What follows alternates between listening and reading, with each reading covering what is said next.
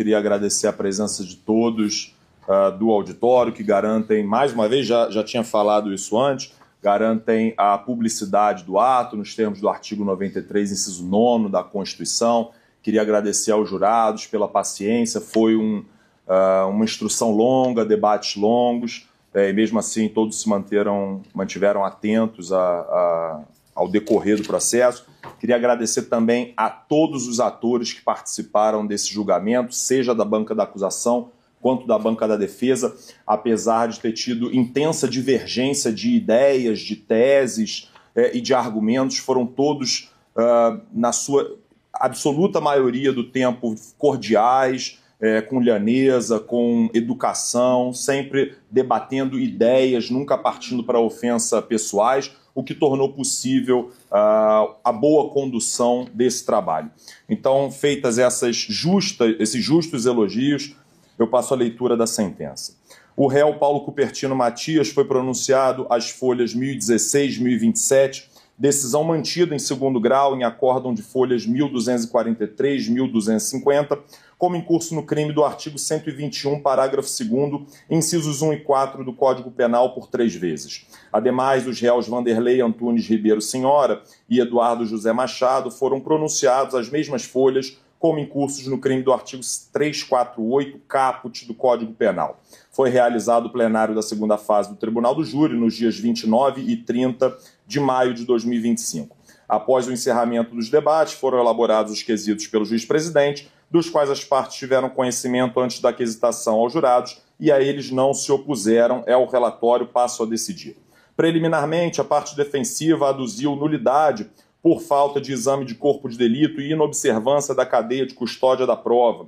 Primeiramente, os pedidos de prova feitos tempestivamente foram analisados cada qual em seu momento oportuno e apreciados de forma fundamentada, não havendo se falar em non liquet, ou seja, o seu não enfrentamento de qualquer pedido feito pelas partes, o que ademais restou consignado nas decisões de folhas 1782, 1783, folhas 2040 a 2041 e folhas 2136. Com efeito, mais uma vez, a defesa alega que teve cerceado seu direito de defesa porque não foram substituídas testemunhas arroladas às vésperas do plenário.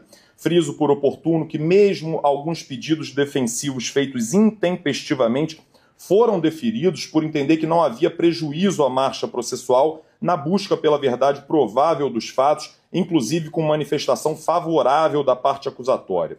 De outra banda, outros requerimentos restaram indeferidos por seus motivos correlatos, mas todos acompanhados da respectiva motivação, como quer o artigo 93, inciso 9 da Constituição Federal de 88.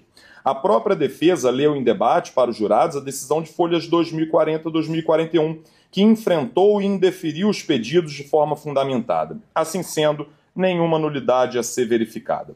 Ainda no tocante ao pedido de eventual quebra da cadeia de custódia, esse deve ser alegado concreta e fundamentadamente pela parte, o que não ocorreu no caso em apreço. Não houve qualquer impugnação provida de sustentação probatória, mas apenas alegações vazias e sem o mínimo de lastro de verossimilhança, baseadas em meras ilações e resignações. Não fosse o bastante, é entendimento assente na jurisprudência que eventual quebra da cadeia de custódia não gera nulidade automática, devendo haver prova do prejuízo nos termos do artigo 563 do Código de Processo Penal, que atende ao princípio da instrumentalidade das formas e o pade nullité sans griffe.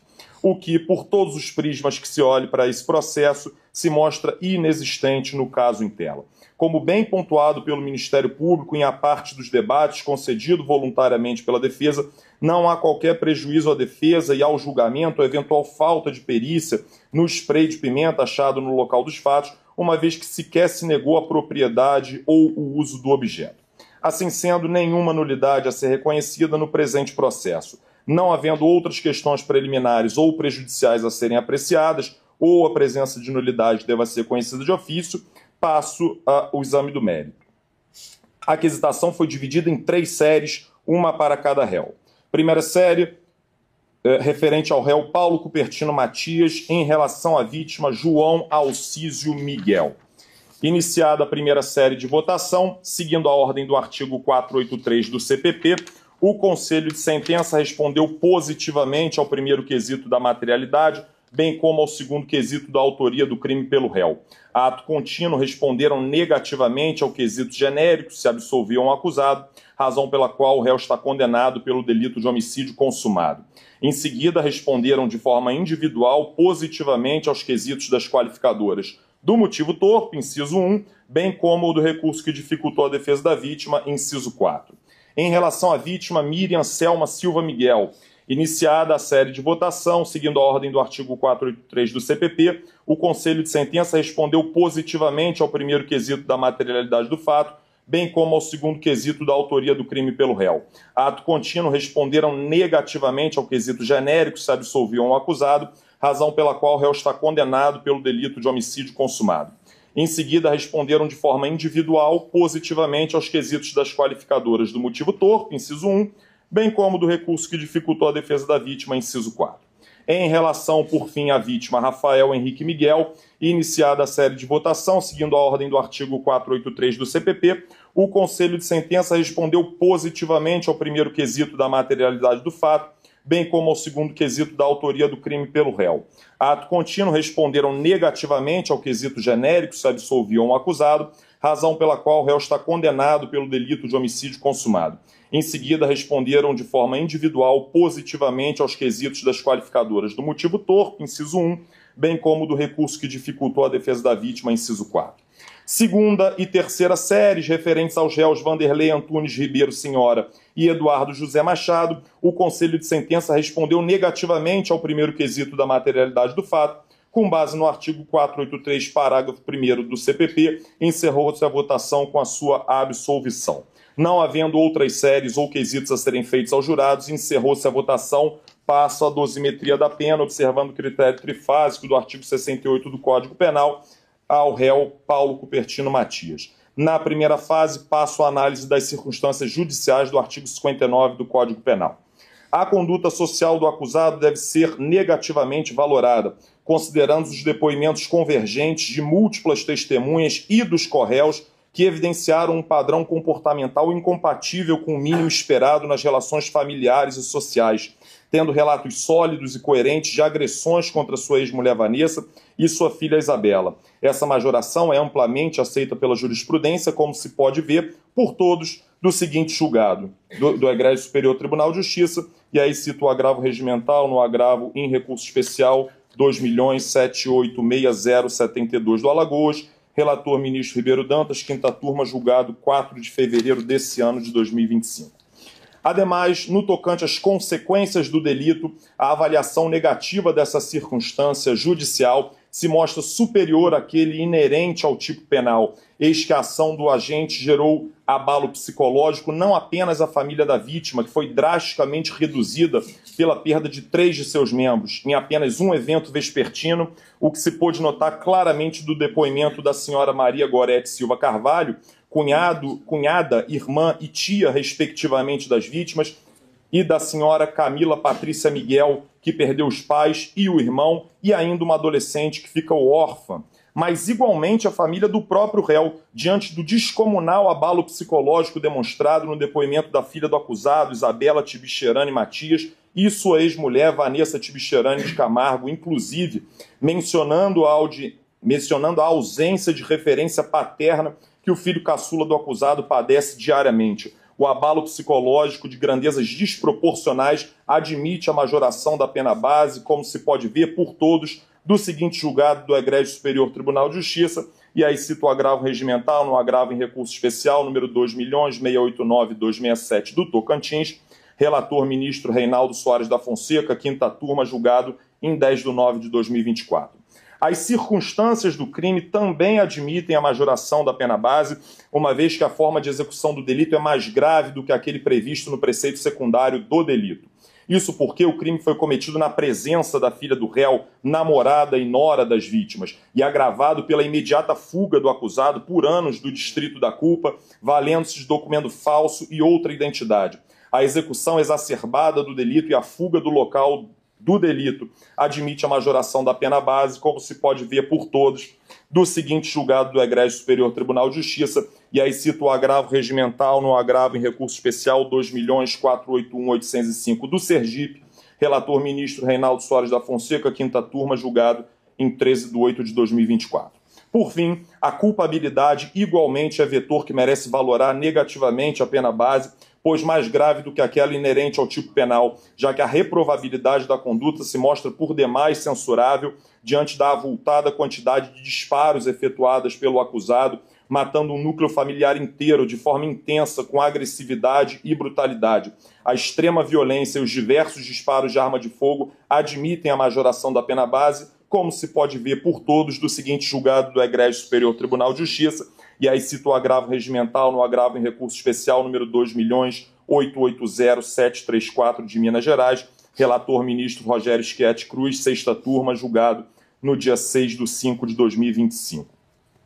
Os antecedentes do acusado são neutros, eis que tecnicamente primário. O motivo do crime já foi utilizado para qualificar o delito, não podendo ser novamente utilizado sob pena de indevido bis in idem. A personalidade é neutra e, por fim, o comportamento das vítimas igualmente neutro, eis que elas em nada contribuíram para a conduta criminosa. As circunstâncias judiciais negativas, devida e concretamente fundamentadas, merecem majoração na fração de 1/3 cada uma, eis que todas mais graves do que a normalidade do tipo penal, dentro das margens estipuladas pela jurisprudência e doutrina, escoradas no princípio da razoabilidade e proporcionalidade. Assim sendo, partindo do mínimo legal para a base de cálculo, fixo a pena basilar em 28 anos de reclusão, me valendo do motivo torpe como qualificadora do delito. Na segunda fase, ausentes circunstâncias atenuantes. Por outro lado, a qualificadora do recurso que dificultou a defesa da vítima passa a ser usada como circunstância agravante, com fulcro no artigo 612, a linha C do Código Penal, majorando-se em 1/6. Por conseguinte, fixo a pena intermediária em 32 anos e 8 meses de reclusão. Na terceira fase, ausentes causas de aumento e diminuição de pena. No tocante ao concurso de crimes, o caso é de concurso material, nos termos do artigo 69 do Código Penal, uma vez que há pluralidade de condutas que gerou uma pluralidade de resultados criminosos. Não se pode admitir uma conduta apenas como pleiteia a combativa defesa, a uma porque foram efetuados diversos disparos contra diversas pessoas, causando diversos resultados morte. Há duas porque a motivação que levou o acusado a matar uma das vítimas, Rafael, foi diferente daquela que ocasionou a morte das outras duas vítimas, João e Miriam, tal como reconhecido pelos jurados, o que mostra os desígnios autônomos do acusado. Em suma, as ações foram distintas e derivadas de causas distintas. Nesses termos, o caso é de cúmulo material. Por 3 vezes, como dispõe o artigo 69 do Código Penal. Com isso, estabeleço a pena definitiva em 98 anos de reclusão. Considerando o quantum de pena aplicado, o regime inicial deve ser fechado nos termos do artigo 33, parágrafo 2º, a linha A do Código Penal.